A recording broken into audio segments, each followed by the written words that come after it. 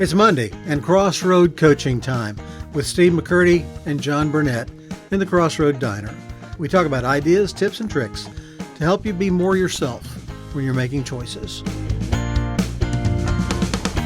Hey everybody, welcome back to the Crossroad Diner and Crossroad Coaching Monday. Where are we, John? We are in the back corner booth of the Crossroad Diner.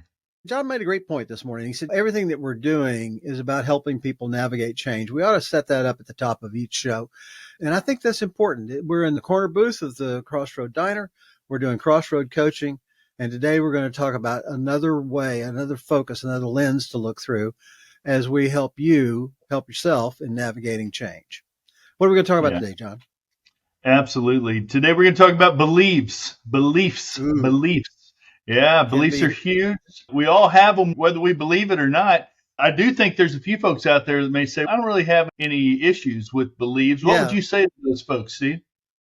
I would make them feel a little bit comfortable and say, we're not going to try to impose our beliefs on you. This is not an altar call. This is not a cult. This is not a system where we're going to try to influence you on what beliefs you ought to have. What we are going to do is try to help you understand what beliefs you do have and whether or not they serve you, and give you tools for figuring out how close they are to the truth. Everything that we believe comes from the experience that we have in our life and what we're taught. And then as we get older and we start individuating, we separate what we observe from what we've been taught. And then we work on that struggle. That's what teen angst is about, is your identity and what you have come to feel as to be true versus what you've been taught. There's old story that says a flea, your average household flea, can jump about 2 or 3 feet. They're only the size of the head of a pin, but they've got this incredible flight power and they can go many times their own physical height, fall back down. It's the way that they get on dogs, I think, and other animals as they jump onto them. But if you take a bunch of fleas, you put them in a jar and you screw the top on, they'll keep jumping and they'll bang their heads on the top of the lid. And after a time, they'll learn and they'll quit jumping that high. At that point in time, you can take the lid off and they won't jump out. And the interesting thing is the next generation of fleas will never jump higher than that. And if you say, are you telling me that fleas have beliefs? I'm going to say every living creature has experiential learning. I may be wrong about that. Anthropologists may straighten me out, but I think it's a good tool for looking at what we're going to talk about today. No, absolutely. Yeah, you were saying some things earlier, John, about the categories of beliefs, limiting beliefs, things like that. You want to speak to limiting beliefs? Yeah, I think that's exactly what you just described so well with the flea analogy, is that we all have limiting beliefs and we all bounce up against that thing, whatever it is. It's what we think we're capable of, whether it be in the track and field world, the 5-minute mile, that there's always those things that we are told, but it's the 4-letter word that I was held to not say more than any other 4-letter word there was. And that was the word can't. When you say you can't do something, you've already created a limiting belief. I even with my kids and my grandkids now, I'll encourage them. I was keeping them last week and my grandson was like, hey, I just can't do that, PJ. And I said, hey, let's talk about something. You're 8 years old. You've come a long way from when you were 7, and you can do some things at 8 that you couldn't do when you were 7, right? He said, I said, that's because you couldn't do it yet. It's not that you can't do it. Maybe you need some help. Maybe you need some skills. Maybe you need some education. Whatever it is, it's possible. It just, right now, it might seem like you can't, but you can. It's just going to take some time. Take some learning, take some getting rid of limiting beliefs, the things that are holding you back, whether it be from your childhood, the way we were raised. A lot of times it has to do with people that love us dearly, but they grew up in an environment of fear. The generation really before us, coming out of Great Depression or Great Depression kids, there's a lot of studies about how much hoarding takes place, because they know what it means to have nothing. So they hang on to things as if there's some kind of security there, but that's a limiting belief. Yeah. One of my mom's limiting beliefs had to do with success and wealth. And she would say to me, our kind of people don't drive that kind of car. And I would think, Well, why? It's a car. And she's going, no, our kind of people don't drive that kind of car. But she was talking about Cadillacs Yeah. at the time Yeah. and high expensive kinds of Sure. cars. And my stepfather had a construction company, and he said, yeah, I won't drive a Cadillac. I said, why not? He said, because if people think I'm too successful, they're going to think I'm overcharging them. And I said, Interesting. oh, so you can never have a luxury vehicle. And he said, I won't be driving a luxury vehicle. The minute he retired and didn't have to do business with anybody else anymore, he bought my mother a new Cadillac.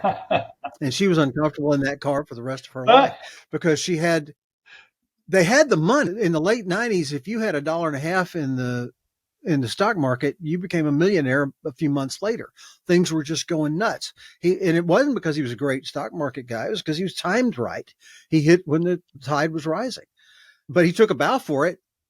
And he bought my mother a Cadillac, and he loved driving that Cadillac. It's funny. You made a comment in there that I think is really interesting. You said your mother was uncomfortable the rest of her life driving that car.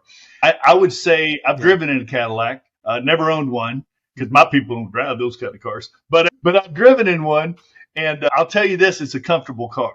It's a very comfortable car. Yeah. So what your mother was she was actually very comfortably uncomfortable for the rest of her life. What it tells us is that she kept driving it, right?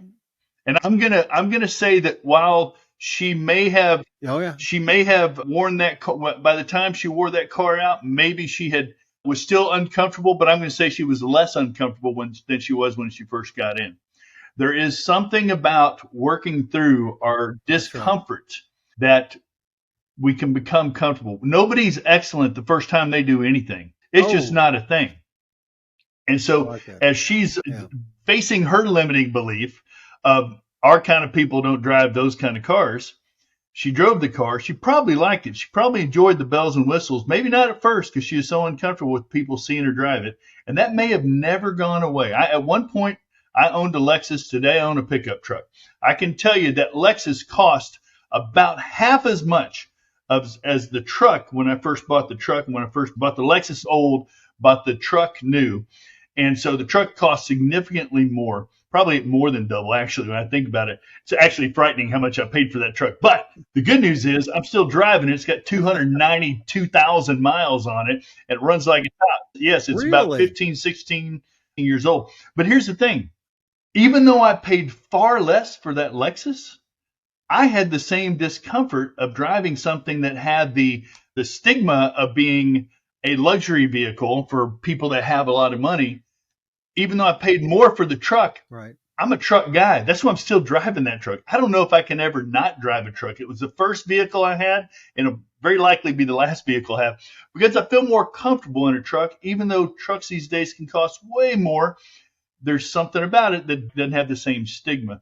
So it's an interesting thing when those limiting beliefs. Well, let me ask you, though, the truck thing, isn't that more in keeping with your self-image? Texas Aggie football player guy, isn't part of the comfort just you like the way that it functions and it's all of that, but also it's not in conflict with your. Yeah, there's probably an element of that. I super enjoyed. I had to work through my limiting beliefs around that. Lexus is funny. I had lunch with a college buddy of mine, also an Aggie, and I said, "Do you think it's weird that I'm driving a Lexus?" He goes, "Do I think it's weird that you're driving a 5-year-old car with 72,000 miles on it the day you bought it? No, I think you're stupid. Why didn't you buy a new one?" He goes, "You can afford it. Why didn't you?" And I was like, buying new was another thing that I never did. I thought, man, I'm just wasting money when I buy new. And you've also called me out because my mom was uncomfortable driving the Cadillac in our hometown. When they got older and got a little bit ill, and I had to move them to Houston where I was. She was not, because she didn't know anybody and she didn't know what their opinion of her might be. And so she enjoyed the car more. And particularly since she was getting older, more feeble, and it supported her getting in and out. And it was a more functional vehicle for her. But my stepfather just loved the heck out of that car because he was so proud that he had gotten her a really fancy car that she was worthy of in his eyes. Yeah, I love that. You just hit on something so important when it comes to beliefs. We can change our beliefs. That's not eye color, right? I can't change my eye color. And I like my eye color, so I wouldn't do it. But certain things we can change. We do have agency over so many areas in our lives, and beliefs are one of those areas that we do have agency over. We are able to step in and change. When we come specifically, I'll talk about behavior, because let's just call your mom driving a Cadillac a behavior. In order to change her beliefs about that behavior, she had to do one of two things. She either had to change the behavior, in other words, I'm not going to drive a car anymore, or she had to change her belief. It's okay for me to drive a Cadillac. But you moved them to Houston, which meant her behavior now was happening in an environment that she was more comfortable with. And it all came back to, what do people think about us? And there's a limiting belief right there. If we're more worried about what other people think, that's exactly, we are going to have a hard time breaking through limiting beliefs. And that's the point. Who owns the okayness of this decision that I'm making and this behavior that I'm acting out? Who is the owner of that? And if it's somebody else, we are always going to be at the mercy of what we think they think, which is that's two layers away from whatever the truth might be. We have to come to a place where we are making decisions based on a value set that we own, that we've examined. We may have inherited it, but if we haven't then examined it and integrated it, it's still that outside thing. Maturity is the gap between stimulus and response. The knee-jerk stimulus response thing, that's old brain training. Or it's after you've made the decision and you've become more automatic because you know who you are and you know what you believe. But that notion of a gap between stimulus and response explains every Clint Eastwood movie, because the guy, I love it. Slide Clint Eastwood in. I think it's a good day. That something would happen and the quiet man would look at it and decide what he was going to do based on, now he could also draw and fire, but that one was a decision he made a long time ago. I'm going to stay alive. And if somebody's going to die, it's not going to be me until it is. But from a standpoint of taunting or get out of town or whatever thing was thrown at him, there was a ponder. You could tell in his face that he didn't like it. It's because something had been offended. Some old system had been offended. But he was going to decide what he was going to do about that. And he was going to do that based on the value system that's automatic and the circumstance and the situation he was in. So how do we use this, John, to help people navigate? Yeah, I love the Clint Eastwood analogy. All that keeps running through my head right now is, do you feel lucky, punk? Do you? There's a pause. And I think we've talked about knowing your purpose, your mission statement, and it's actually even talking about navigating change. That's something that very clearly is in the heart of both of us, but it's a Steve.McCurdy heartbeat and has been for a long time, helping people navigate change. And because we know that purpose, we believe in that cause of helping people navigate change. We've been doing it our whole lives. And this podcast is a testament to that. And so your belief systems provide a filter. And if you are struggling with change and which direction to go, there's a very good chance that you need to revisit your filter, your beliefs. What am I here for? If, for instance, I've created my personal mission statement is to passionately inspire others to more of what they were created for, right? And so that's the filter that I run things through. Yep. If Steve called me and said, hey, John, I've got this CPA, I've got a bunch of accountants that listen to me on this podcast. All we do is talk numbers and spreadsheets and tax law, and it's an amazing thing. We're helping so many people with the details of the tax system and how to manage that better. I would go, listen, I love you with all my heart, Steve, but I'm here to passionately inspire others to more of what they're created for, not dig into the tax laws, right? But John, you don't understand. We're going to pay you hundreds, no, thousands, no, millions of dollars to come do this with us because we believe in you. And I'm just going to go, it doesn't matter. It doesn't. I've made that decision. I left corporate America in 2012. And when you leave a system where your value is significantly higher than suddenly when you're on the street, at least from a immediacy standpoint, but you have all this experience, you get opportunities to go back into that space. And I've had many opportunities, and every opportunity, by the way, would pay more than I have made since I left my corporate job. But I have a clear filter of where I'm going and how I want to get there. And so because of that belief system of why I exist and what my values are around that, I'm not going back. Yeah, and we could argue that's an issue of integrity. But then when you look at the word integrity, means one. It means everything is aligned with one truth. And that one truth. So the foundation that I'm saying about navigating change, and that you have articulated very well, is that you have to have a standard. You have to have something you believe. You have to know what it is. And everything that happens in your life after that is going to let you know more about that and what you believe and what you're willing to pay for it. Not because it's testing you, but because it comes up and you go, okay, I am here. In your case, I am here to inspire and equip people to more. And will that do that? Is that on that path? We did a series of decision questions many weeks ago. Is this something you really want to do or be or have is the first question. And you said it very well. We have opportunities come up the minute we make a choice about anything. All of the choices are going to be seen through that. They were always there, the choices, but we now notice them because they are or they are not aligned with our purpose. So the beginning with all this coming full circle is, if you're going to navigate change, the first thing you have to say is, what is true north? What is my purpose? Why am I here? Is this aligned with that? Is this something I truly want? And is it going to get me closer to the person that I've declared that I am evolving into, that I'm going to act as day to day, and that I'm going to evolve into a greater form of as I move forward? So we're going to pick this apart over the next maybe couple of sessions, the notion of choice, the notion of your beliefs, how they affect that, how you examine it, without throwing out your family values, without throwing out the faith that you have. John and I are Christians. He's a very active Christian in his message. I am more secular in my message. And I think that's why I tell people exactly the opposite of that. That's pretty funny. I would never have said that about myself. Really? Oh, yeah. I hardly ever talk Jesus talk when I do podcasts or anything like that. Okay. But the talk that you and I do is very... No, that's just an interesting thought process.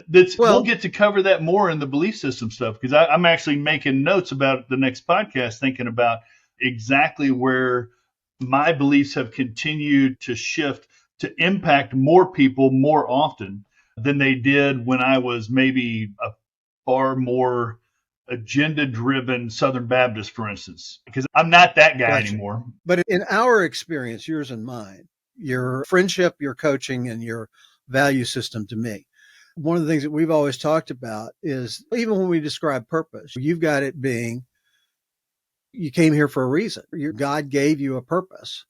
And that's all I was alluding to with that. The beliefs really are, they can be limiting. They also can be boundary setting. There's a lot of things that beliefs do.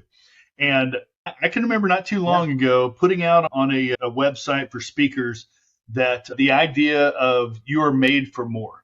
And some of the feedback I got was that if you say the word made, that could make people feel like that you believe in creation, that there's a God that created, and that might turn some people off. Now, I listened to that and it limited my belief, even though that's who I am. However, the next two speaking gigs I have are with what the Christian community might consider very liberal, out there, inclusion, what things that I actually am loving to be a part of.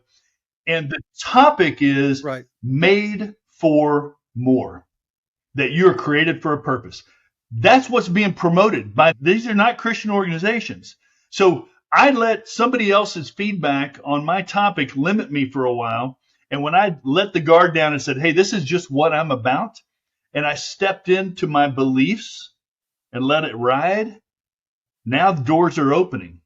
So we got to be okay with what we believe, and we ought to step forward and move into those. Or if we feel like it's limiting us, be open to change, because